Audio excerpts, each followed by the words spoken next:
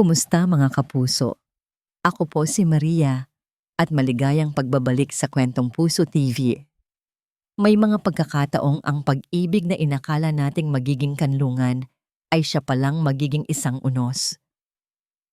Sabi nila, ang tiwala ay parang salamin. Kapag nabasag, hindi na maibabalik sa dati. Paano kung ang mismong taong pinagkatiwalaan mo ng iyong buong mundo ang siyang dudurog nito sa harap mo? Ito ang kwento ni Rhea, isang babaeng ang mga pakpak ay pilit na binabali. Wala kang kwentang asawa. Parang nabingi si Rhea sa lakas ng sigaw na yon. Huminto ang pag-ikot ng mundo. Nabitawan niya ang sandok na hawak at lumikha ito ng malakas na kalansing nang bumagsak sa sahig ng kusina. Nakatayo sa harap niya ang kanyang biyenan, si Marites, nakapamiwang at nag-aapoy ang mga mata sa galit. Sa likod nito, tahimik na nakatayo ang asawa niyang si Leo. Walang emosyon ang mukha nito, parang isang estranghero sa sarili nilang pamamahay. Dahan-dahang naglakad si Leo palapit sa mesa.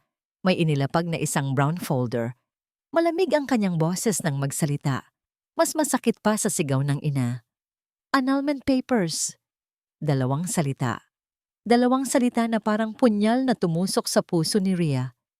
Hindi siya makagalaw. Ang isip niya ay pilit na pinoproseso ang nangyayari. Para saan to, Leo? Nanginginig niyang tanong. Para tapusin na ang lahat ng to, sagot ni Leo, ni hindi man lang siya tinitingnan. Itinuro niya ang folder. Nakalagay dyan ang dahilan. Dahil sa pagpapabaya mo sa pamilya. Pagpapabaya? Napahigpit ang kapit ni Rhea sa dulo ng apron na suot niya. Ang apron na ito, suot niya habang naghahanda ng paboritong adobo ni Leo para sa hapunan. Ang mga kamay na ito ang nag-alaga kay Marites noong nagkasakit ito ng ilang linggo. Ang mga kamay na ito ang pumirma sa mga loan para mapag-aral ang kapatid ni Leo sa kolehiyo. Ang mga flight na tinanggihan niya, ang promotion na pinalampas niya, para lang masigurong may mainit na pagkaing sasalubong sa asawa niya pag-uwi. Lahat ba yun ay pagpapabaya? Hindi totoo yan. Halos pabulong niyang sabi habang namumuo ang luha sa kanyang mga mata. Ginawa ko ang lahat. Hindi sapat, Rhea, putol ni Marites. Palagi kang wala. Ang asawa mo, umuwi sa isang malamig na bahay. Anong klaseng asawa ka? Tumingin si Rhea kay Leo, naghahanap ng tulong ng kahit katiting na pagtatanggol, pero ang nakita lang niya ay isang pader na bakal. It's not working out, Rhea, sabi ni Leo sa wakas, at sa pagkakataong ito, tumingin siya sa kanya, malamig, malayo. It's become too impractical. Impractical. Ganun na lang ba ang 10 taon nilang pagsasama? Isang bagay na hindi na praktikal? Pero, mahal kita, Leo. Mahal ko kayo. Humahagulgol niyang sabi. Ang huling hibla ng pag-asa ay pilit niyang pinanghahawakan. Lumapit si Leo. Inaasahan ni Rhea na hahawakan siya nito, yayakapin, at sasabihing isang masamang panaginip lang ang lahat. Ngunit hindi. Tumigil ito isang hakbang ang layo mula sa kanya. Pinapapili kita, Rhea. Ang boses niya ay walang bahid ng pagmamahal. Isang hatol. Yang paglipad-lipad mo o ang pamilyang to? Yang paglipad-lipad mo. Ang mga salita ni Leo ay umalingaw-ngaw sa isip ni Rhea paulit-ulit na parang sirang plaka. Paglipad. Dati, iyon ang salitang nagbibigay sa kanya ng buhay. Ang pakiramdam ng pag-angat ng eroplano mula sa lupa. Ang tanawin ng mga ulap sa ilalim ng kanyang mga paa. Iyon ang kanyang mundo, ang kanyang pangarap. Pero ngayon, ang mga pakpak na yon ay parang naging tanikala na ipinupulupot sa kanyang leeg. Hinihila siya pababa. Hindi niya alam kung saan pupunta. Ang bahay na minsan niyang tinawag na tahanan ay biglang naging malamig at dayuhan. Wala sa sariling kinuha niya ang kanyang telepono at tinawagan ang nag-iisang numero na alam niyang makakaintindi sa kanya. "Hello, Rhea. Napatawag ka?" Ang boses ni Aling Nena sa kabilang linya ay kalmado at mainit, parang isang tasang kape sa malamig na umaga. At doon, biglang bumigay si Rhea. Humagulgol siya nang walang tigil. Ang mga salita ay ayaw lumabas. Tanging mga hikbi lang ang naririnig. "Nandito lang ako," sabi ni Aling Nena. "Sabihin mo sa akin kung nasaan ka. Pupuntahan kita." Nagkita sila sa isang maliit na kapihan malapit sa airport. Nakaupo si Rhea sa isang sulok, nakatitig sa kawalan, ang mga mata ay namamaga. Pagdating ni Aling Nena, hindi ito nagsalita. Umupo lang ito sa tapat niya at hinawakan ang nanlalamig niyang kamay. Ilang minuto silang ganoon. Sa simpleng hawak na yon, naramdaman ni Rhea na unti-unti siyang nabubuo muli. Si Leo, gusto na niyang makipaghiwalay. Sabi ni Rhea sa wakas, basag ang boses. "Kasalanan ko raw. Dahil sa trabaho ko." Pumunot ang noo ni Aling Nena. "Aba, ang kapal naman ng mukha niya. Matapos ang lahat ng isinakripisyo mo para sa kanya?" Napatingin si Rhea. "Paano niyo po nalaman?" "Anak, halos 20 taon na ako sa industriyang to. Nakikita ko.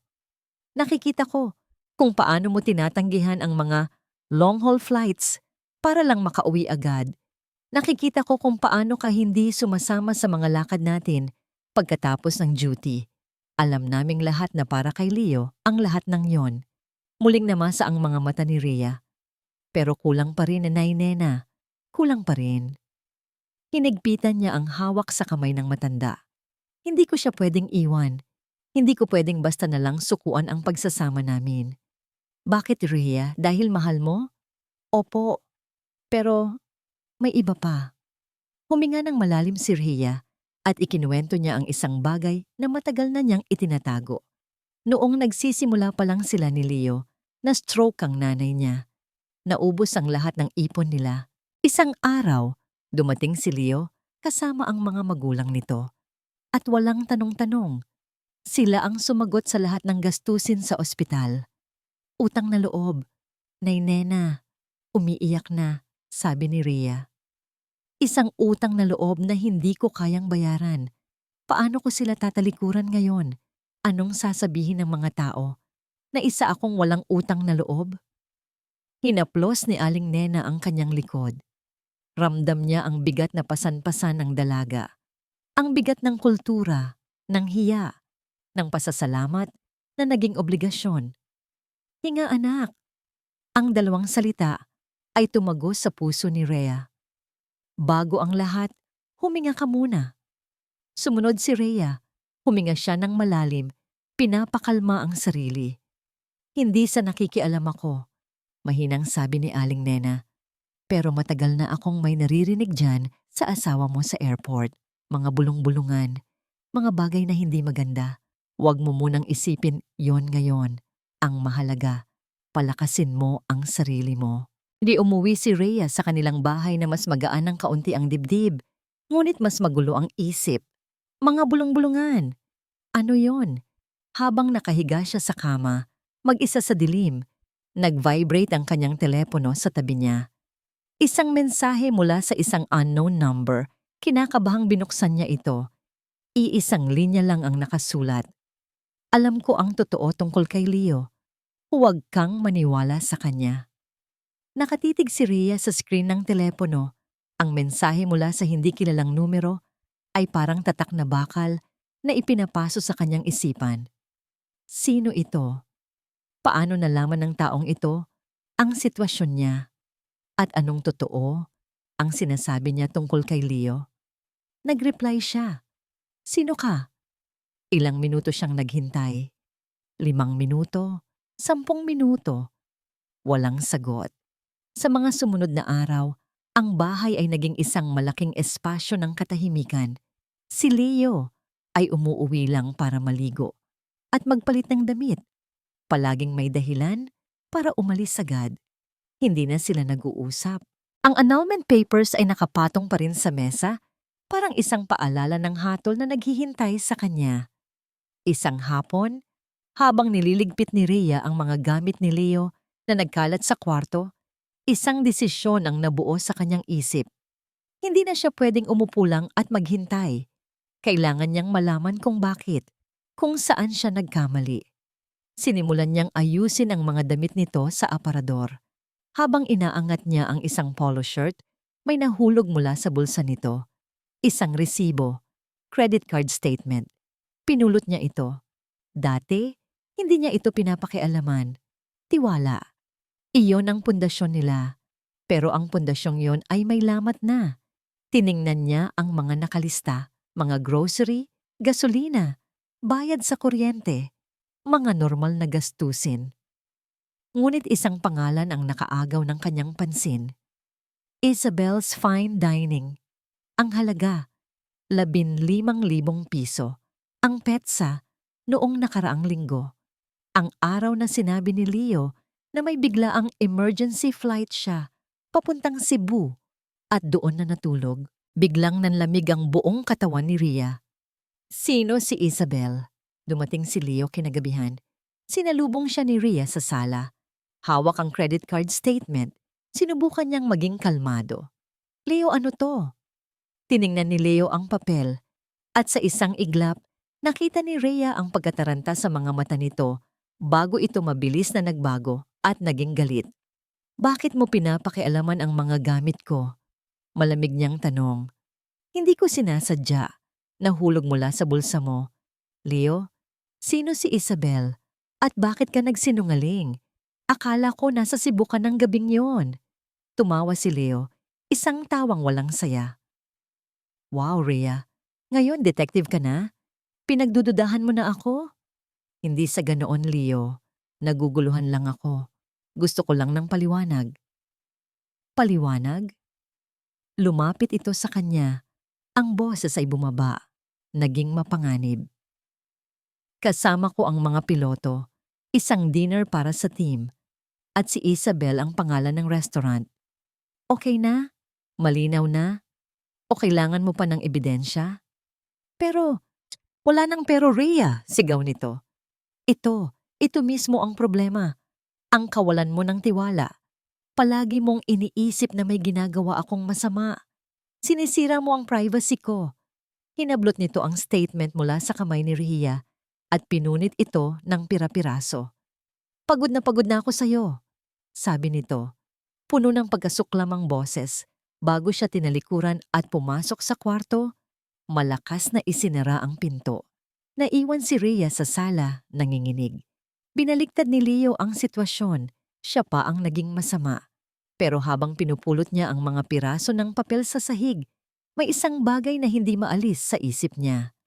Ang amoy ng polo shirt ni Leo kanina. Isang matamis, mamahaling pabango na hindi kanya. Amoy ng ibang babae. Kinabukasan, habang siya ay nagwawalis sa labas, biglang dumating si Marites. Ang mukha nito ay mas madilim pa kaysa dati. Walang sabi-sabi, inihagis nito ang isang puting sobre sa mukha niya. Nalaglag ang mga laman nito sa semento. Mga litrato.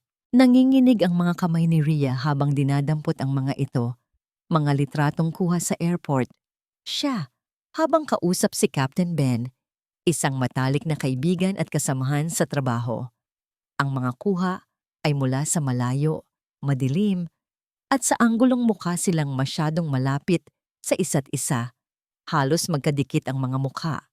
Isang normal na pag-uusap na ginawang mukhang isang lihim na pagkikita. Tumingala si Rhea kay Marites. Ang mga mata ay nanlalaki sa gulat at sakit. Itinuro siya ng kanyang biyenan. Ang daliri ay nanginginig sa galit. Malinis ka pa ba, Rhea? Ang tanong ay parang isang malutong na sampal. Mas masakit pa sa kahit anong pisikal na pananakit. Umaling-awngaw ito sa buong paligid, kasabay ng mga matang mapanuri ng mga kapitbahay na nagsisimula ng magsilabas. Ang tanong ni Marites ay parang lason na kumalat sa hangin. Malinis ka pa ba, Rhea? Naramdaman ni Rhea ang pag-init ng kanyang mga pisngi, hindi dahil sa hiya, kundi dahil sa purong galit. Ngunit bago pa man siya makasagot, Tinalikuran na siya ng kanyang biyenan at nagmarcha palayo. Nag-iwan ng isang landas ng kahihiyan para tapakan ng lahat. Isa-isa niyang pinulot ang mga litrato, ang mga daliri ay nanginginig. Nakita niya sa gilid ng kanyang mga mata ang mga kurtinang gumagalaw sa mga bintana ng kapitbahay. Ang mga pinto ay bahagyang bumubukas. Ang mga bulungan ay nagsisimula ng gumapang, parang mga ahas sa damuhan. Si Rhea ba yon? Grabe, hindi mo aakalain. Kawawa naman si Sir Leo. Bawat salita ay isang karayom na tumutusok sa kanyang balat. Ang mga taong dati ay bumabati sa kanya ng "Good morning, Ma'am Rhea," ay ngayoy nag-iiwasan ng tingin. Ang mga ngangiti ay napalitan ng mapanghusgang mga titig. Kinabukasan, sinubukan niyang ipagpatuloy ang kanyang normal na buhay. Kailangan niyang mamalengke. Ngunit paglabas pa lang niya ng gate, naramdaman na niya agad ang pagbabago. Ang hangin ay mas mabigat. Ang mga tingin ay mas matalim. Sa palengke, ang dating masayang kumustahan ay naging isang nakabibinging katahimikan. Dinaanan niya ang pwesto ni Aling Pacing, ang suki niya sa gulay. Dati, palagi siyang tinatawag nito, "Rhea, iha, may bago akong dating na pechay. Tamang-tama sa sinigang niyo ni Leo." Ngayon, nagkunwari si Aling Pacing na abala sa pag-aayos ng kanyang mga paninda. Iniiwasan ang kanyang tingin. Nang magbayad si Rhea, inabot nito ang sukli nang hindi nagsasalita. Ang mga mata ay nakatuon sa kung saan. Pakiramdam ni Rhea para siyang may nakakahawang sakit. Isang maruming nilalang na dapat iwasan ng lahat. Ang dating niyang komunidad ay naging isang korte at siya ang nasasakdal. Ang tsismis ang hukom at ang mga litrato ang pekeng ebidensya. Ang sentensya ay pag-iisa. Pag-uwi niya, dala-dala ang isang bayong na puno ng gulay at isang pusong puno ng bigat. Nadatnan niya si Marites na naghihintay sa sala. "Nakita mo na?" sabi agad nito. Ang boses ay puno ng pagkasuklam. "Nakita mo na kung paano mo dinudungisan ang pangalan ng pamilyang to? Ang pangalan ng anak ko?"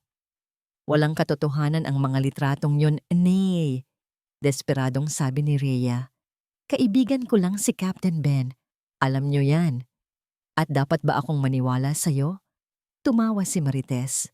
Sa isang babaeng gabi-gabi ay kung saan-saang bansa natutulog kasama ang kung sino-sinong lalaki, habang ang anak ko nagtatrabaho ng husto para sa inyo. "Nagtatrabaho rin po ako, Nay," mahinang sagot ni Rhea. Ang boses ay halos mawala na. "Huwag mo nang dagdagan ng kahihiyan, Rhea. Umamin ka na lang." Hindi na nakipagtalo si Rhea. Alam niyang wala itong patutunguhan. Para siyang sumisigaw sa loob ng isang vacuum. Walang nakakarinig. Umakyat siya sa kanyang kwarto. Ang mga salita ng biyenan ay humahabol sa kanya. Doon, sa katahimikan ng kanyang silid, niyakap niya ang kanyang mga tuhod at umiyak.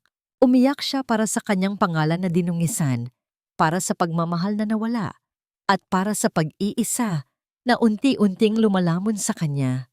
Kinagabihan, hindi umuwi si Leo. Isang text message lang ang natanggap niya. "Kailangan ko ng space. Dito muna ako matutulog kina mama." Nakatulugan ni Rhea ang pag-iyak. Kinaumagahan, ginising siya ng malakas na katok sa pinto. Hindi sa pinto ng kwarto, kundi sa pinto sa baba.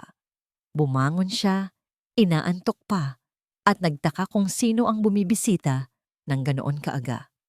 Pagbukas niya ng pinto, isang lalaking nakauniporme ng locksmith ang nasa labas. "Sino po sila?" tanong niya. "Pinapunta po ako ni Sir Leo," sagot ng lalaki. "Para palitan ng doorknob at susi." Napaatras si Rhea. "Ano?" "At para po ihatid ito." May itinurong 2 malaking karton sa tabi ng pinto. Bukas ang isa sa mga ito. Sa loob, nakita niya ang kanyang mga damit, ang kanyang mga libro, ang kanyang mga personal na nagamit. Basta na lang inihagis doon, walang ayos. Nag-vibrate ang telepono niya. Mensahe mula kay Leo. Umalis ka na. Dumarating na ang bagong may-ari. Nakatayo si Rhea sa labas ng gate, napapalibutan ng 2 karton na naglalaman ng kanyang buong buhay. Ang bahay na pinagsilbihan at minahal niya sa loob ng 10 taon ay sarado na para sa kanya. Ang susi sa kanyang bulsa ay isa na lang piraso ng walang silbing metal. Wala siyang ibang maisip na puntahan. Nang buksan ni Aling Nena ang pinto ng kanyang maliit ngunit malinis na apartment, ang nakita niya ay hindi lang ang mga karton, kundi ang wasak na hitsura ni Rhea. Walang maraming tanong. Pinapasok siya ni Aling Nena, tinulungang ipasok ang mga gamit, at inihanda ang maliit na guest room. Dito ka muna anak, sabi nito. Inaayos ang unan. Walang mag-iistorbo sa'yo dito. Sa mga sumunod na araw, gumalaw si Rhea na parang isang multo sa loob ng apartment ni Aling Nena. Nagpapasalamat siya sa kabaitan ng matanda, ngunit ang bigat sa kanyang dibdib ay hindi maalis-alis. Pakiramdam niya ay nawalan siya ng direksyon. Ang kanyang North Star, ang kanyang pagiging asawa ni Leo, ay biglang naglaho sa kalangitan. Isang gabi, hindi siya makatulog. Kinuha niya ang kanyang telepono, nagbabaka sakaling mayroong kahit anong makapag-aalis ng kanyang isip sa sakit, kahit sandali lang. Nag-scroll siya ng walang layunin sa social media. Mga litrato ng masayang pamilya, mga anunsyo ng engagement, mga travel photos, lahat ay parang tinutusok ang kanyang puso. Napatigil siya sa isang post na shinare ng isang kasamahan, isang article mula sa isang lifestyle magazine, Manila's Power Women, The Faces of Modern Success. At doon, nakita niya ang isang mukha. Isang babaeng napakaganda, matangos ang ilong, matalim ang tingin, at may ngiting puno ng kumpiyansa. Ang pangalan sa ilalim ng litrato, Isabel Reyes, CEO of Reyes Land Corp. Pero hindi ang mukha o ang pangalan ang nagpatigil sa paghinga ni Rhea. Ito ay ang brooch na nakatusok sa kanyang mamahaling blazer, isang maliit, kumikinang na pakpak. Agad bumalik sa alaala ni Rhea ang kanilang 5 anibersaryo. Inabutan siya ni Leo ng isang maliit na kahon. Sa loob, naroon ang brooch. Para yan sa'yo, mahal, sabi ni Leo noon. Hinahaplos ang kanyang buhok. 2 pakpak, ikaw at ako. Sabay tayong lilipad. Ang brooch na yon, ang agimat ng kanilang pagmamahalan. Ang simbolo ng kanilang mga pangarap. Ngayon, nakasabit ito sa dibdib ng ibang babae. Isang babaeng nagngangalang Isabel. Isabel's Fine Dining, Isabel Reyes. Ang mga piraso ng palaisipan ay biglang nagkabit-kabit sa kanyang isipan. Bumubuo ng isang larawan ng karumaldumal na kataksilan. Naramdaman niyang nanlamig ang kanyang mga kamay. Halos mabitawan niya ang telepono. Napatingin siya sa sarili niyang mga kamay na nakapatong sa kanyang hita. Mga kamay na walang laman. Dati, nararamdaman niya ang init ng mga kamay ni Leo na nakahawak dito. Ngayon, tanging lamig na lang. Ngayon niya naintindihan. Hindi lang ang bahay nila ang mayroon ng bagong may-ari. Pati na rin pala ang puso niya. Biglang tumunog ang kanyang telepono. Halos mapatalon siya sa gulat. Si Aling Nena ang tumatawag mula sa kabilang kwarto. Sinagot niya ito. Nanginginig ang boses. Hello, Nay. Ang boses ni Aling Nena ay apurado. May bahid ng pag-aalala. Rhea, tingnan mo ang flight schedule para sa Dubai sa Biyernes. May masamang kutob ako. Nanghihinang binuksan ni Rhea ang website ng airline. Ang mga daliri niya ay parang yelo habang tinatype ang flight number. Lumabas ang detalye sa screen. Flight Attendant Crew Chief, Archia Mendoza. Nakalimutan niyang nakaschedule pala siya sa flight na yon. Itinuon niya ang kanyang mga mata sa itaas ng listahan. Captain, Leo Mendoza. At pagkatapos, ibinaba niya ang kanyang tingin sa listahan ng mga pasahero. Business class. Ang pangalan sa pinakaunang linya ay parang isang dagang sumusunog sa screen Reyes Isabel, nang makita ni Rhea ang mga pangalan sa screen, para siyang binuhusan ng isang baldeng nagyayelong tubig siya. Si Leo, si Isabel, sa iisang eroplano, sa loob ng 8 oras, papuntang Dubai. Hindi ito nagkataon lang. Ito ay isang probokasyon, isang sadya at malupit na paraan para ipamukha sa kanya na talo na siya. Nabitawan niya ang telepono at tumakbo siya palabas ng kwarto, dumiretso sa kusina kung saan nagtitimpla ng tsaa si Aling Nena. Nay, Nay, tingnan niyo po. Halos hindi siya makahinga. Ipinakita niya ang screen ng telepono. Tiningnan ito ni Aling Nena at ang kaninang kalmadong mukha nito ay dahan-dahang nag-iba. Nagdilim ito. Walang hiya. Mahina niyang bulong. Itinabi niya ang tasa ng tsa. Umupo ka, Rhea. Umupo si Rhea, ang mga kamay ay nanginginig sa ibabaw ng mesa. Ang isip niya ay nagwawala. Gusto niyang sumigaw, magwala.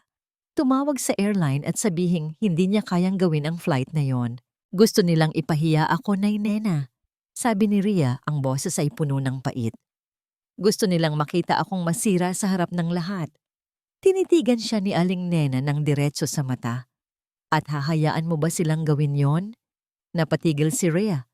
Rhea, pakinggan mo ako, sabi ni Aling Nena. Ang boses ay mahinahon, ngunit matatag. Ito ang pagkakataon mo.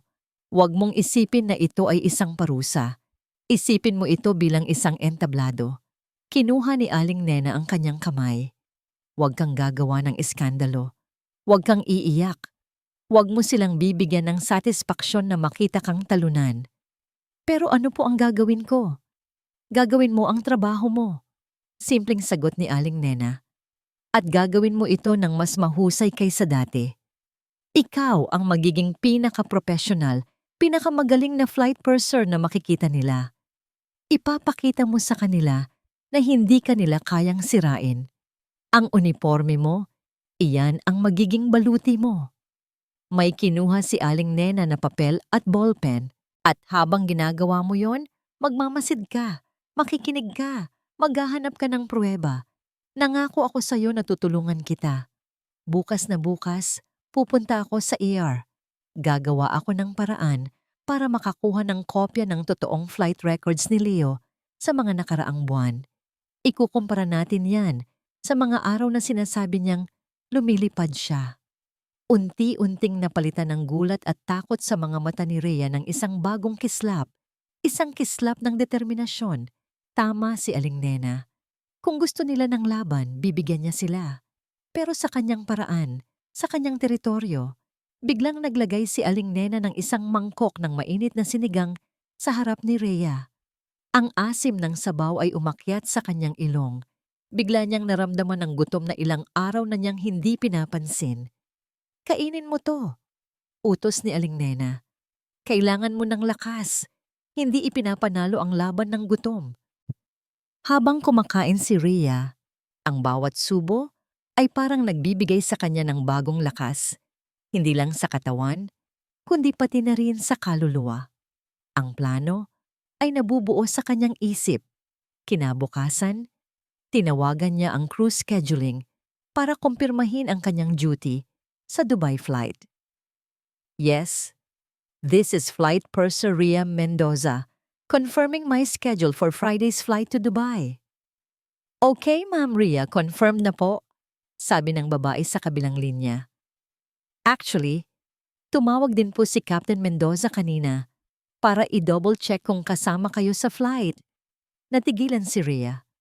Ah, okay, sabi niya. Pinipilit na maging normal ang boses. Opo, sabi niya. Good. Make sure nasa flight siya. Baka may ipapabili sa inyo sa Dubai. Ibinaba ni Rhea ang telepono. Malamig na pawis ang tumulo sa kanyang sentido. Hindi ito basta probokasyon, isa itong patibong. At kumpirmado na, siya mismo ang sadya nilang pinapapasok dito. Isa itong patibong. Ang realisasyong yon ay dumikit sa isip ni Rhea na parang langis. Hindi na siya ang biktima na nagkataong napasok sa isang masamang sitwasyon. Siya ang target. Ang mismong premyo sa isang larong Hindi niya alam na sinimulan na pala. Ang mga araw bago ang flight ay dumaan na parang isang panaginip. Isang mabagal, mabigat, at nakakakabang panaginip. Ang bawat kilos niya ay may bigat. Ang pagplansa ng kanyang uniforme, ang pagpolish ng kanyang sapatos, ang pagsasaayos ng kanyang flight kit. Lahat ay parang paghahanda ng isang sundalo para sa isang digmaan. Pinag-aralan niya ang flight details, ang listahan ng crew, ang pangalan ng mga pasahero. Sinubukan niyang isipin ang lahat ng posibleng mangyari. Anong sasabihin ni Isabel? Anong gagawin ni Leo? Paano siya kikilos? Paano siya sasagot? Isang gabi, habang nagbabasa siya, isang email notification ang lumitaw sa kanyang telepono. Galing ito sa isang law firm na hindi niya kilala. Ang subject, urgent, regarding the annulment case of Mendoza versus Mendoza. Nanginginig ang kanyang mga daliri habang binubuksan ito.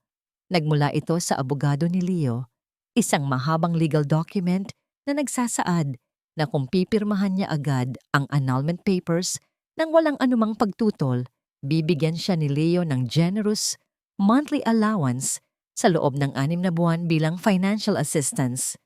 Ngunit, kung hindi siya pipirma, nakasaad sa huling talata na mapipilitan ang panig ni Leo na magsampa ng hiwalay na kaso laban sa kanya. Isang kaso para sa psychological distress and damage to reputation na dulot ng kanyang repeated marital infidelity. Ang mga litrato niya, kasama si Captain Ben, ay gagamiting ebidensya. Isang pananakot, isang paraan para idiin siya sa pader hanggang sa wala na siyang pagpipilian kundi ang sumuko. Isinara ni Rhea ang laptop. Hindi siya natakot. Sa halip, isang kakaibang kalmado ang bumalot sa kanya. Isang nakakakilabot na kalmado. Ang kalmado ng isang taong wala nang pwedeng mawala pa. Nawala na ang kanyang asawa, nawala na ang kanyang tahanan, nawala na ang respeto ng kanyang biyenan, dinungisan na ang kanyang pangalan. Ano pa ba ang maaari nilang kunin sa kanya? Dumating ang Biyernes, ang araw ng flight. Tumingin si Rhea sa salamin, suot ang kanyang buong uniforme. Ang navy blue na damit, ang scarf na nakatali ng perpekto sa kanyang leeg, ang kanyang buhok na nakapusod nang walang kahit isang hiblang na kausli. Sa unang pagkakataon sa loob ng maraming linggo, nakita niyang muli ang kanyang sarili. Hindi si Rhea na asawa ni Leo, hindi si Rhea na manugang ni Marites, hindi si Rhea na pinag-uusapan sa barangay. Nakita niya si Flight Purser Rhea Mendoza, isang babaeng may kontrol sa kanyang cabin, isang babaeng sinanay para sa mga emergency, isang professional. Ngumiti siya ng bahagya sa kanyang refleksyon, isang ngingiti ng isang mandirigma. Kaya mo to, bulong niya sa sarili. Nasa sala na siya, hinihila ang kanyang maleta nang may kumatok sa pinto. Nagtaka siya. Hindi niya inaasahan si Aling Nena hanggat mamaya pa. Pagbukas niya, isang delivery rider ang nasa labas. Para po kay Ma'am Rhea Mendoza. May iniabot itong isang maliit na brown envelope. Walang pangalan ng nagpadala. Salamat po, sabi niya. Isinara ang pinto. Sino naman kaya ang magpapadala sa kanya ng sulat? Akala niya ay dokumento ito. Ngunit magaan ang sobre. Pinunit niya ito. Sa loob, walang sulat. Isang bagay lang ang laman nito. Isang maliit, itim na USB flash drive. Ang maliit na USB ay parang may sariling bigat sa palad ni Rhea. Sino ang nagpadala nito? Ang misteryosong texter? Ano ang laman nito? Wala na siyang oras para alamin. Ibinulsa niya ito, huminga ng malalim, at lumabas ng pinto. Sa airport, ang lahat ay pamilyar ngunit kakaiba. Ang bawat bati mula sa mga kasamahan ay parang may dalang kahulugan. Ang bawat ngiti ay parang may itinatagong tanong. Naramdaman niyang pinagmamasdan siya. Sa pre-flight briefing, pumasok si Leo. Ang hangin sa silid ay biglang naging mabigat. Nagtama ang kanilang mga mata sa loob ng 1 segundo. Nakita ni Rhea ang isang munting kislap ng pagkagulat sa mga mata nito na parang hindi ito makapaniwala na tumuloy talaga siya. Ngunit mabilis itong nawala. Napalitan ng isang malamig at aroganteng tingin. "Good morning everyone," sabi ni Leo. Ang boses ay professional na parang hindi sila magkakilala ni Rhea. "Let's have a safe flight to Dubai." Nang magsimula ang boarding, inihanda ni Rhea ang kanyang sarili. Itinuon niya ang kanyang isip sa trabaho. Ngiti, bati. Tulungan ang mga pasahero. Ngunit ang kanyang mga mata ay palihim na nagmamasid sa entrance at pagkatapos, pumasok siya. Si Isabel Reyes, nakasuot ng puting pantsuit na nagpapakita ng kanyang yaman at kapangyarihan. Dala-dala ang isang mamahaling handbag at sa kanyang dibdib, ang brooch na pakpak ay kumikinang sa ilalim ng ilaw ng cabin. Naglakad siya na parang pag-aari niya ang mundo, kasama na ang eroplanong ito. Huminto siya sa harap ni Rhea. Itinaas niya ang kanyang kilay, tiningnan ang nameplate ni Rhea mula ulo hanggang paa. "Rhea Mendoza," sabi niya. Ang boses ay matamis, ngunit may lason.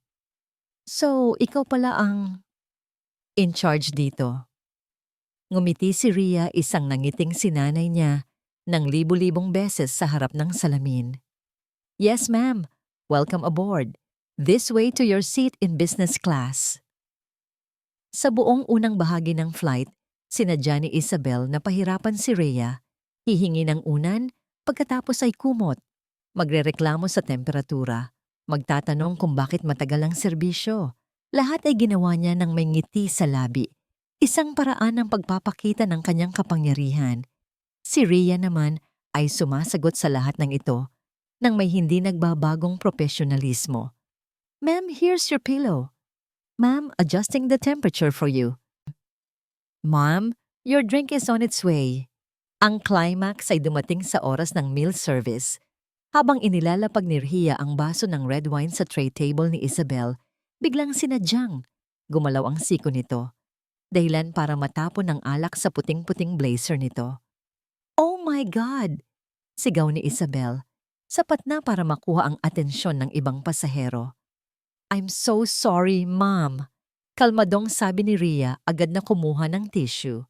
Tumingin si Isabel sa kanya, ang mga mata ay nangiinsulto. "Oops, sorry, it was my fault." Ngumiti ito ng mapanloko. "Siguro pagod ka lang sa dami ng extra flights mo." Ang mga salita ay tumama kay Rhea na parang sampal. Isang direktang patama sa mga pekeng akusasyon laban sa kanya. Naramdaman niya ang pag-init ng kanyang dugo. Nakita niya ang ngiting tagumpay sa labi ni Isabel. Ito na. Ito ang hinihintay niya. Ngunit sa halip na sumabog, huminga si Rhea, ngumiti siya pabalik. Isang nangiting mas matamis, ngunit mas matalim. Kumuha siya ng isang malinis na tela at marahang pinunasan ang mantsa sa blazer ni Isabel. Ang boses niya ay mahina, sapat lang para marinig nilang dalawa. "It's okay, ma'am. Accidents happen." Tumingin siya ng diretso sa mga mata ni Isabel. Lalo na kapag hindi para sa'yo ang isang bagay, natatapon talaga. Nawala ang nangiti sa mukha ni Isabel.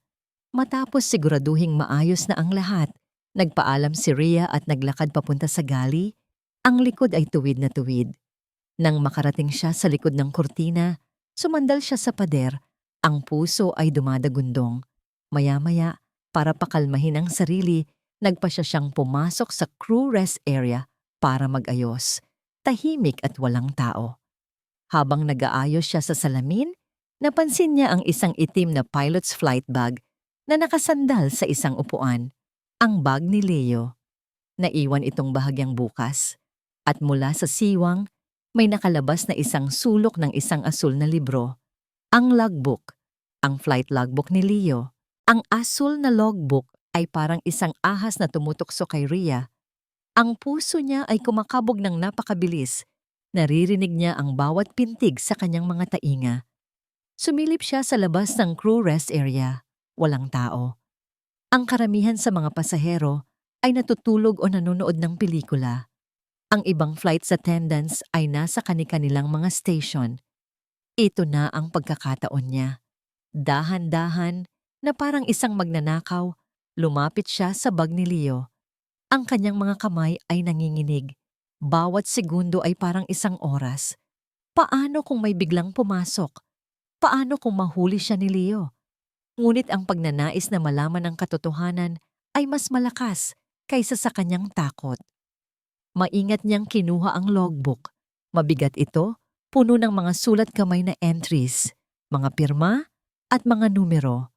Ang kasaysayan ng paglipad ng kanyang asawa, ang kasaysayan ng kanilang buhay at ng mga kasinungalingan nito. Mabilis niyang binuklat ang mga pahina. Hinahanap ang mga petsa na tumutugma sa mga araw na sinabi ni Leo na siya ay may flight. Naroon nga. Manila to Cebu, Cebu to Davao, Manila to Hong Kong. Lahat ay nakasulat ng detalyado. Flight number, oras ng pag-alis at pagdating, pangalan ng co-pilot. Ngunit may napansin si Rhea. Sa petsa ng emergency flight papuntang Cebu, ang gabi ng mamahaling hapunan sa Isabel's Fine Dining, mayroong maliit na smudge ng tinta sa tabi ng oras ng pagdating, na para bang may binura at isinulat na bago. Tinitigan niya itong mabuti. Ang numero 7 ay mas maitim kaysa sa ibang mga numero. Binuklat pa niya. Isa pang flight papuntang Singapore. Ang petsa ay tumutugma sa araw na nakita niya si Leo sa isang mall kasama ang isang babae, ngunit mabilis itong nakapagtago. Sinabi nito noong gabing iyon na nasa Singapore siya. Sa logbook, meron na namang bakas ng pagbabago. Ang pirma ng co-pilot ay mukhang iba. Mas nanginginig kaysa sa karaniwan. Habang tinitingnan niya ang bawat entry, isang malamig na katotohanan ang gumapang sa kanyang kalamnan. Hindi ito basta-bastang pagsisinungaling. Ito ay isang planadong panloloko, isang sistematikong pagtatakip sa kanyang mga gawain, gamit ang mismong propesyon na pareho nilang minamahal. Ang kanyang daliri ay nanginginig habang nilalapat sa ibabaw ng pirma ni Leo. Ang pamilyar na kurbada ng mga letra, ang pirma na nakalagay sa kanilang marriage contract. Ngayon, ang pirma na ring iyon ang nagpapatunay sa kanyang kataksilan. Agad niyang kinuha ang kanyang telepono. Maingat na inilapag ang logbook sa ibabaw ng mesa. Tiniyak niyang walang anino. At sunod-sunod niyang kinuhanan ng litrato ang bawat kahina-hinalang pahina. Click, click, click. Ang tunog ng shutter, kahit naka-silent mode, ay parang isang putok ng baril sa katahimikan. Nasa kalagitnaan siya ng pagkuha ng litrato sa huling pahina nang biglang bumukas ang pinto. Rhea, anong ginagawa mo dito? Si Cindy, isa sa mga mas batang flight attendant. Halos mabitawan ni Rhea ang telepono. Mabilis niyang isinara ang logbook at ibinalik ito sa bag. Umaarteng may inaayos lang. Cindy, nag-aayos lang ako.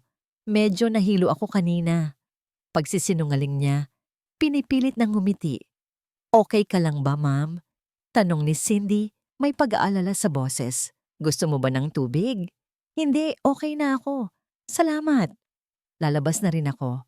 Naglakad si Rhea palabas ng crew rest area. Ang puso niya ay nasa kanyang lalamunan. Ligtas, hindi siya nahuli. Bumalik siya sa kanyang station. Isinuksok niya ang telepono sa kanyang bulsa. Pakiramdam niya ay hawak niya ang isang bombang sasabog anumang oras. Mayroon na siyang ebidensya. Ngunit paano niya mapapatunayan na ang mga ito ay binago? Kailangan niya ng orihinal na talaan. Kailangan niya ang tulong ni Aling Nena. Ilang oras pa ang lumipas.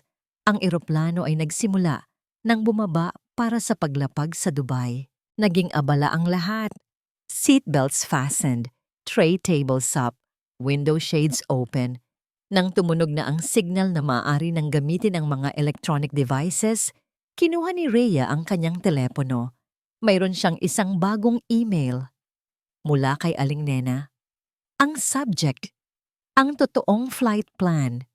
At sa loob, mayroong isang PDF file na naka-attach. Pagbaba ng mga pasahero, pakiramdam ni Rhea ay para siyang lumalakad sa ibang dimensyon. Ang nangiti sa kanyang labi ay naroon pa rin.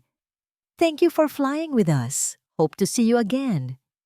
Ngunit ang kanyang isip ay nasa email na ni Aling Nena.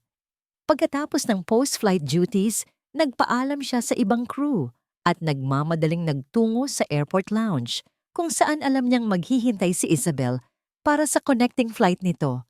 Kailangan niyang gawin ito ngayon habang sariwa pa ang lahat. Habang ang arogansya ni Isabel ay nasa pinakatuktok nito, nakita niya ito sa isang sulok, eleganteng nakaupo, nagbabasa ng isang magazine na para bang walang nangyari. Nilapitan siya ni Rhea. Miss Reyes, sabi ni Rhea, ang boses ay kalmado. Tumingala si Isabel at isang mapanuyang ngiti ang sumilay sa kanyang mga labi. Oh, Flight Attendant Mendoza, tapos na ba ang trabaho mo? Akala ko'y naglilinis ka pa ng eroplano. Hindi pinansin ni Rhea ang insulto. Umupo siya sa upuang katapat nito. May gusto lang sana akong linawin. At ano naman yon?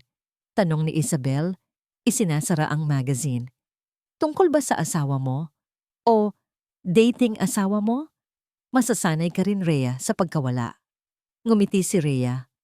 Actually, tungkol ito sa trabaho niya. Inilabas ni Rhea ang kanyang telepono. Una, ipinakita niya ang mga litratong kuha niya mula sa logbook. Pamilyar ka ba dito? Ito ang flight logbook ni Leo. Dito nakasulat ang lahat ng flights niya. Tiningnan ito ni Isabel nang may pagtataka. So anong pakialam ko dyan? Nag-swipe si Rhea. Sunod niyang ipinakita ang PDF file mula kay Aling Nena, ang opisyal na flight records mula sa airline. Malinaw, walang bura, walang smudge. At ito, sabi ni Rhea, ang totoong talaan. Nakikita mo ba ang pagkakaiba? Dito sa logbook niya, may flight siya papuntang Cebu noong ika-15. Pero dito sa official records, day off pala niya. Itinuro niya ang petsa. Ang araw na kumain kayo sa restaurant na ipinangalan sa'yo. Nagsimulang mag-iba ang kulay ng mukha ni Isabel, nawala ang kanyang kumpiyansa. Pati ang flight niya sa Singapore, on leave pala siya. At marami pang iba. Mukhang mas marami pa siyang ghost flights kaysa sa totoong flights. Anong gusto mong palabasin? Nanginginig na sabi ni Isabel. Gusto kong malaman mo kung sino talaga ang lalaking pinag-aaksayahan mo ng panahon, diretsong sabi ni Rhea. At bago mo sabihin kasinungalingan lang ang lahat ng ito, ibinukas ni Rhea ang huling file sa kanyang telepono. Ang file mula sa misteryosong USB, isang audio recording. Pinindot niya ang play. Unang narinig ang boses ni Leo, tumatawa. Oo bro, konting tiis na lang. Pag nakuha ko na ang oo ni Isabel, tapos na ang lahat ng problema ko. Bayad lahat ng utang sa kasino. Sumunod ang boses ng isang kaibigan. Sigurado ka ba dyan? Baka malaman niyang ginagamit mo lang siya. Yan pa? Ngayon sa pag-ibig pare, akala niya prinsipe ako. Isang ngiti ko lang bibigay na lahat. Ang Reyes Land Corp, iisipin mo palang nakakatulo na ng laway. Si Rhea? Collateral damage lang yon. Kailangan ko siyang palabasing masama para ako ang maging biktima. Kawawang Leo, niloko ng asawa. Perfect story, di ba? Ang bawat salita ay parang bombang sumasabog sa tahimik na lounge. Ang mukha ni Isabel ay nag-iba-iba ng kulay, mula sa pagkapula sa galit hanggang sa pagkaputla sa kahiyan. Tinitigan niya si Rhea, ang mga mata ay nanlalaki. Hindi makapaniwala sa narinig. Siya si Isabel Reyes na tinawag na tanga sa pag-ibig. Isang isda na kailangang bingwitin. Tumayo si Rhea tapos na ang kanyang pakay. Sana'y nagustuhan mo ang paliwanag, sabi niya. Ang boses ay malamig na parang yelo. Nagsimula na siyang maglakad palayo nang biglang bumukas ang pinto ng lounge. Pumasok si Leo, may malawak na ngiti sa labi, may dalang isang bulaklak. Babe, nandito ka na pala, Meghin. Natigilan siya. Nakita niya si Isabel na nakatayo. Ang muka ay basang-basa sa luha ng galit. At nakita niya si Rhea, nakatayo sa pagitan nilang dalawa. Hawak ang teleponong nagpapatugtog pa rin ng kanyang mga kasinungalingan. Leo, sabi ni Rhea, Ang boses ay kalmado, ngunit nakamamatay. I think may utang ka sa aming dalawa, na paliwanag. Ang ngiti sa mukha ni Leo ay nagyelo, napalitan ng purong pagkataranta. Tumingin siya mula kay Rhea, patungo kay Isabel, at pabalik. Ang bulaklak na hawak niya ay biglang naging parang tinik. Anong ibig sabihin nito? Tanong niya. Ang boses ay nauutal. Hindi si Rhea ang sumagot. Isang malutong na sampal ang dumapo sa pisngi ni Leo, galing kay Isabel. Ang lakas ng sampal ay umalingaw-ngaw sa buong lounge. Hayop ka! Sigaw ni Isabel. Ang boses ay nanginginig sa galit at kahihiyan. Tanga sa pag-ibig? Ako? Ginawa mo akong katawa-tawa. Babe, wait, let me explain. Hindi totoo yan. Desperadong sabi ni Leo, hinahawakan ang namumula niyang pisngi. Sinisiraan niya lang ako. Gawa-gawa niya lang yan. Tumawa si Isabel, isang tawang puno ng pait. Gawa-gawa? Rinig na rinig ko ang boses mo, Leo. Rinig na rinig ko ang mga plano mo. Kinuha niya ang kanyang handbag. Utang sa kasino? Ako ang pambayad mo? You are pathetic. Hindi na niya tiningnan si Leo. Tumingin siya kay Rhea, isang tingin na may halong galit, respeto at pagkatalo. Pagkatapos ay nagmarcha siya palabas ng lounge, iniwan ang dalawa sa isang nakabibinging katahimikan. Naiwan si Leo na nakatayo, talunan. Ang kanyang premyo ay umalis. Ang kanyang mga plano ay gumuho. Dahan-dahan, tumingin siya kay Rhea. Ang galit sa kanyang mga mata ay nawala. Napalitan ng isang bagay na mas masahol pa, pagmamakaawa. Rhea, mahal. Sinubukan niyang lumapit. Ngunit itinaas ni Rhea ang kanyang kamay. Pinipigilan siya. Huwag. Isang salita lang, ngunit puno ito ng bigat. Ang bigat ng 10 taong pagmamahal na tinapon. Ang bigat ng bawat sakripisyo na binaliwala. Ang bigat ng bawat kasinungalingan na naniwalaan niya. Bakit, Leo? Tanong ni Rhea. Ang boses ay hindi galit, kundi pagod. Isang pagod na nagmumula sa kaluluwa.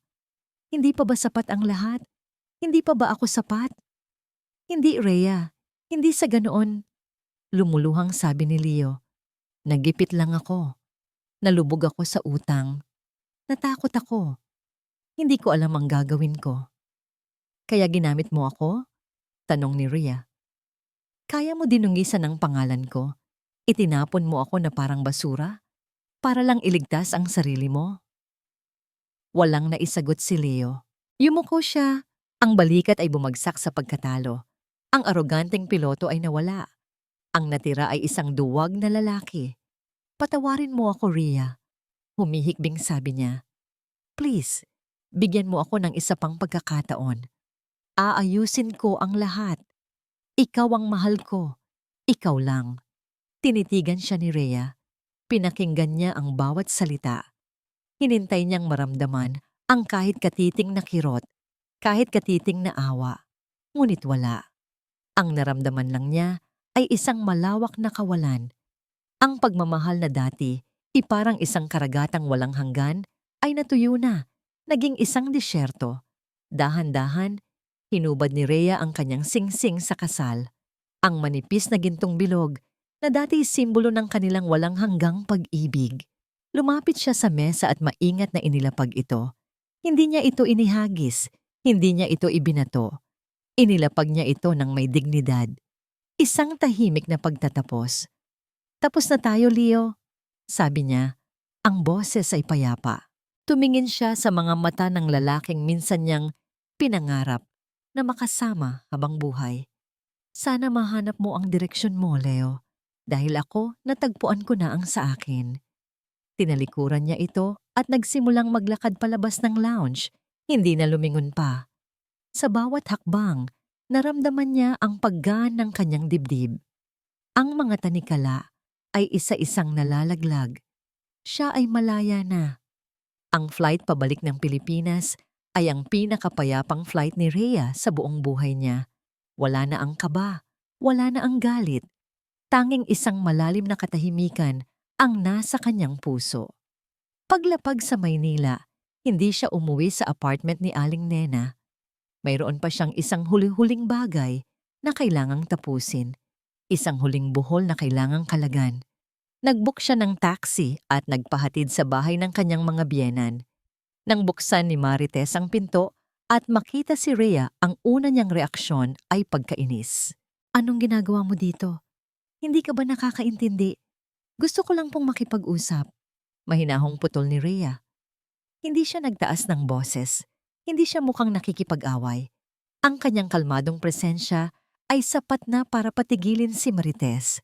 Pinapasok siya nito, ngunit nanatiling nakatayo sa sala, nakapameywang, handa sa anumang sasabihin niya. Walang imik na inilabas ni Rhea ang kanyang telepono. Hindi niya kailangan ng mahabang paliwanag. Hahayaan niya ang katotohanan na magsalita para sa sarili nito. Una, ipinakita niya ang magkatabing litrato ng logbook ni Leo at ng official flight records. Ito po ang sabi ni Leo. Turo niya sa logbook. At ito po ang totoo.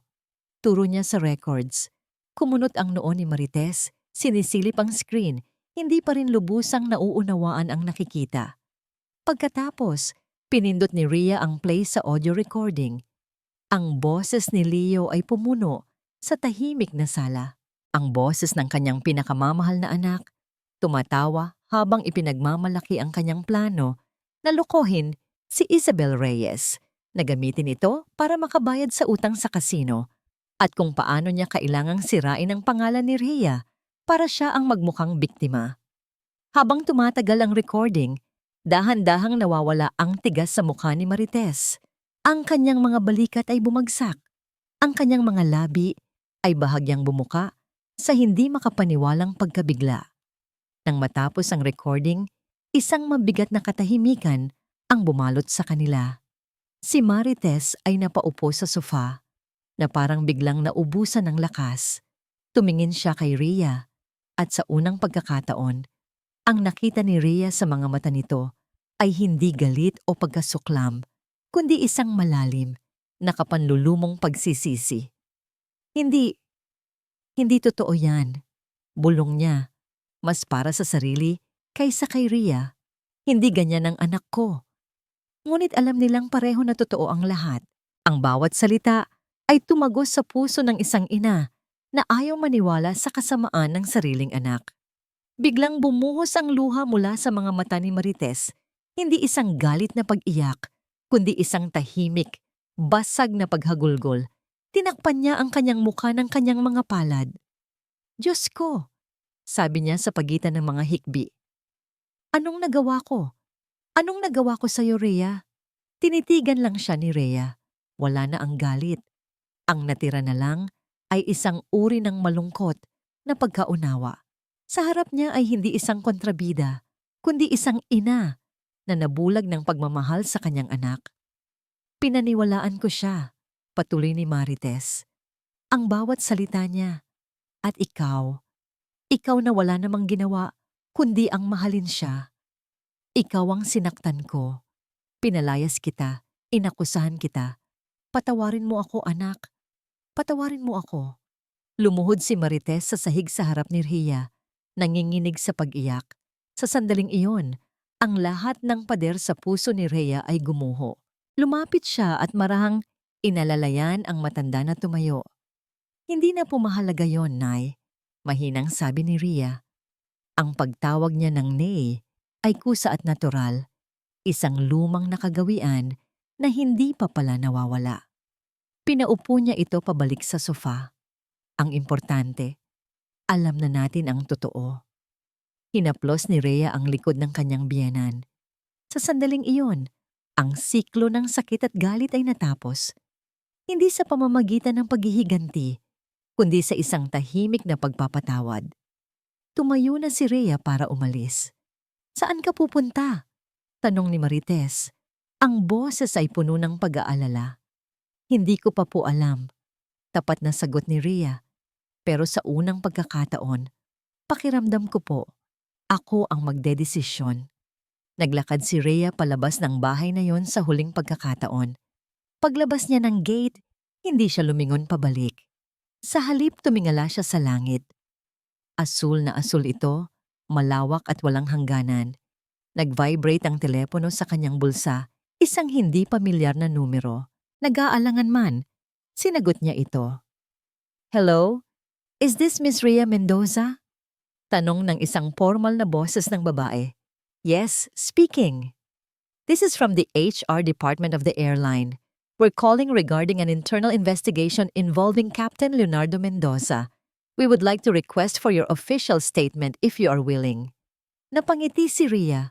Ang hustisya minsan ay may sariling mga pakpak. Yes. Sagot niya, ang boses ay matatag at malinaw. I'm on my way. Ang opisina ng HR ay malamig at tahimik, isang malaking kaibahan sa emosyonal na bagyo na pinagdaanan ni Rhea. Kalmado niyang isinalaysay ang lahat, mula sa mga pagbabago sa ugali ni Leo, sa mga kasinungalingan, hanggang sa mga ebidensyang natuklasan niya. Hindi siya nagdagdag, hindi siya nagbawas. Inilatag lang niya ang mga katotohanan. Ang HR manager ay nakinig ng walang imik. Ang tanging maririnig ay ang tunog ng kanyang ballpen na nagsusulat. Nang matapos si Rhea, isang simpleng, "Salamat, Miss Mendoza. We will handle this from here." Ang sinabi nito. Para sa kanila, ito ay isang kaso. Para kay Rhea, ito ang pagtatapos ng isang kabanata ng kanyang buhay. Kinabukasan, tinawagan niya ang kanyang abogado, isang matalik na kaibigan mula sa kolehiyo. Sigurado ka na ba dito, Rhea? Tanong nito sa kabilang linya. Pwede pa natin siyang habulin for damages. Adultery, concubinage, psychological abuse. Ang dami nating pwedeng ikaso. Ngumiti si Rhea kahit hindi ito nakikita ng kausap. Huwag na, attorney. Ang gusto ko lang ay matapos na ito ng mabilis at tahimik. Gusto ko lang ng kalayaan. Kung yan ang gusto mo, sagot ng abogado, ihahanda ko na ang mga papeles. Nagkita sila sa isang coffee shop makalipas ang 2 araw. Ang annulment papers na dating tila isang hatol ng kamatayan ay nakalatag na ngayon sa harap niya. Ngunit sa pagkakataong ito, isa na itong pasaporte. Isang tiket palabas. Iniimbestigahan na siya ng airline. Sinuspendido na. Malamang. Matatanggalan din ng lisensya. Balita ng kanyang abogado habang hinahalo ang kape nito.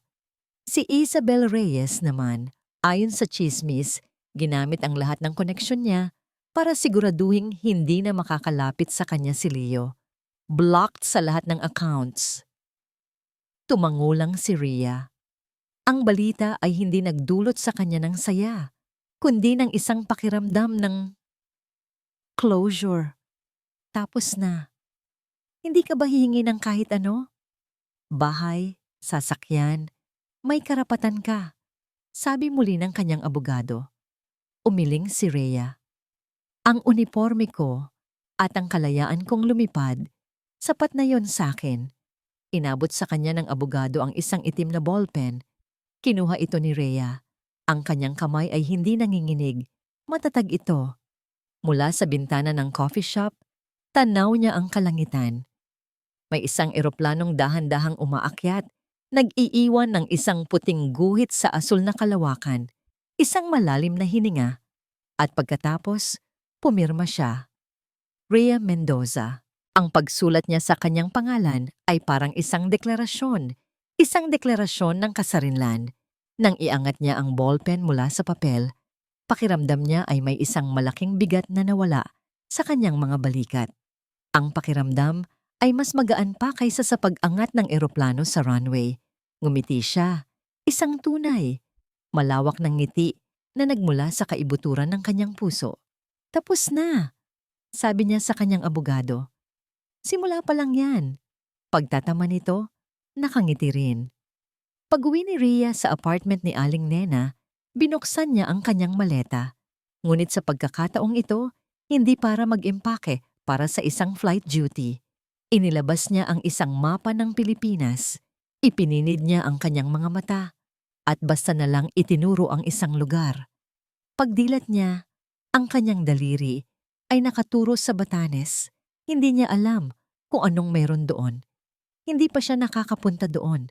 Ngunit sa sandaling iyon ang pinakatamang desisyon sa mundo. Nagbukas siya ng laptop at nagbook ng one-way ticket para sa kanyang sarili.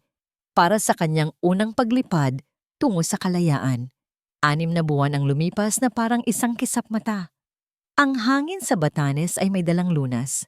Sa bawat paghampas nito sa kanyang muka habang nakatayo siya sa ibabaw ng bayang rolling hills, pakiramdam ni Rhea ay tinatangay nito ang mga huling bakas ng sakit at pait. Ang asul ng dagat at ang luntian ng mga burol ay nagpinta ng bagong kulay sa kanyang mundo. Sa loob ng 1 buwan, naglakbay siya ng mag-isa. Walang plano, walang itineraryo, tanging isang pusong naghahanap ng kapayapaan. Pagbalik niya sa Maynila, isa ng bagong Rhea ang humarap sa mundo. Isang email mula sa HR ang naghihintay sa kanya. Isang imbitasyon para sa isang panayam. Isang posisyon para sa flight purser ang nabakante. Ang panayam ay naging isang simpleng kumustahan. Ang kanyang track record ay nagsasalita para sa sarili nito. At ang kanyang bagong tuklas na kumpiyansa ay nagniningning. Kinabukasan, natanggap niya ang tawag. Sa kanya na ang posisyon. Flight attendants, prepare for takeoff, please. Ang boses ni Rhea ay kalmado at puno ng awtoridad habang umaalingaw-ngaw sa cabin. Mula sa kanyang kinatatayuan, kitang-kita niya ang buong crew. Ang bawat isa ay gumagalaw ng may kahusayan. Siya na ngayon ang kanilang pinuno. Bago ang flight, sa boarding gate, isang pamilyar na mukha ang sumalubong sa kanya. Purser Mendoza, bati ni Aling Nena. Ang mga mata ay kumikinang sa pagmamalaki. Nagretiro na ito 2 buwan na ang nakalipas, ngunit sinadya niyang pumunta para ihatid si Rhea sa kanyang unang paglipad bilang pinuno. Nay Nena, sabi ni Rhea, niyakap ito ng mahigpit. Salamat po sa lahat. Wala yun, sabi ni Aling Nena, tinatapik ang kanyang likod. Ang sarap mong pagmasdan, anak. Lumilipad ka na sa sarili mong mga pakpak. Habang naghahanda ang eroplano sa runway, isang batang flight attendant, si Bea, ang lumapit sa kanya.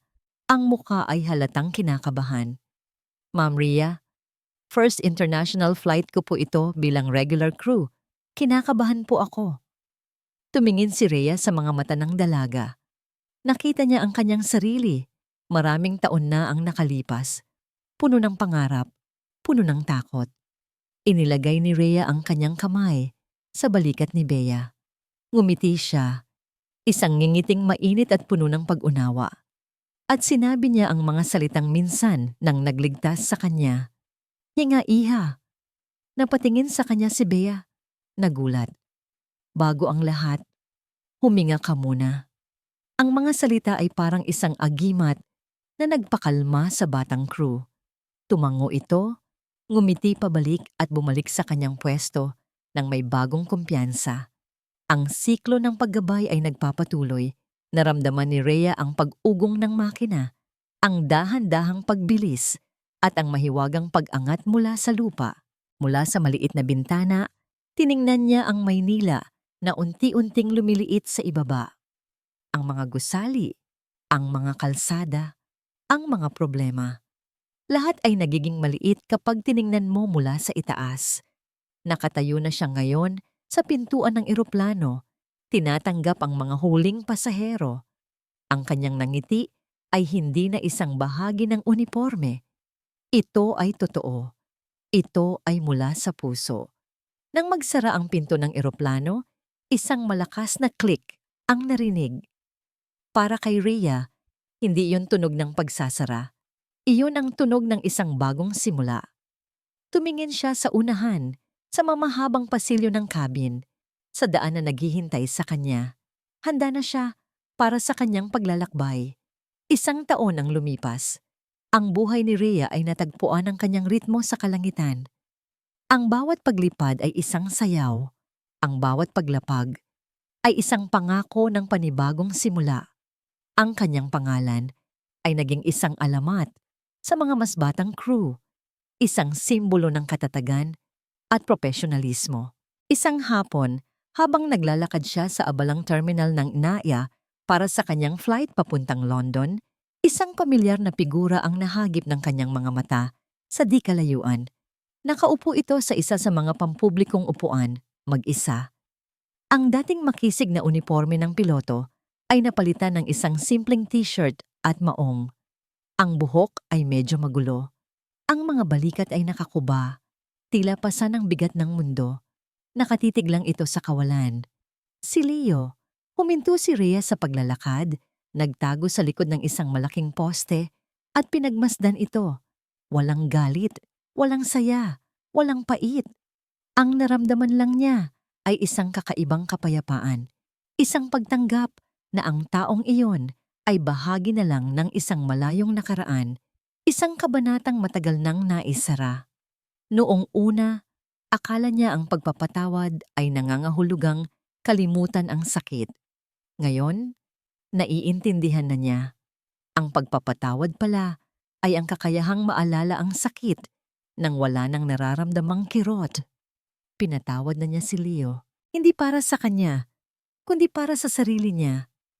Pinatawad niya ang sarili niya sa pagiging bulag, sa pagbibigay ng sobra, sa pagkalimot sa sariling halaga. At sa pagpapatawad na yon, natagpuan niya ang tunay na kalayaan. Nagpatuloy siya sa paglalakad, hindi na muling lumingon. Sa loob ng eroplano, habang naghahanda sila para sa isa na namang mahabang paglalakbay, umupo siya sa kanyang jump seat at sumandal. Kinuha niya ang isang tasa ng mainit na kape. Tumingin siya sa labas ng bintana. Ang mga ulap ay parang isang malambot na kumot ng puting bulak na nakalatag sa ilalim nila. Sa itaas, ang langit ay isang perpektong asul. Dito sa pagitan ng lupa at ng kalangitan, natagpuan niya ang kanyang tunay na tahanan. Inisip niya ang kanyang paglalakbay mula sa sahig ng kusina kung saan siya hinatulan, hanggang sa 10,000 talampakan kung saan niya ipinaglaban ang katotohanan. Naintindihan niyang ang mga pakpak na pilit nilang binali ay hindi pala para dalhin siya patungo sa ibang tao. Ang mga pakpak na yon ay para iangat ang kanyang sarili. Humigop siya ng kape. Ang init nito ay kumalat sa kanyang dibdib. Ngumiti siya dahil alam niya sa bawat paglipad na siya ay nasa tamang lugar. Sa lugar kung saan siya tunay na nabibilang.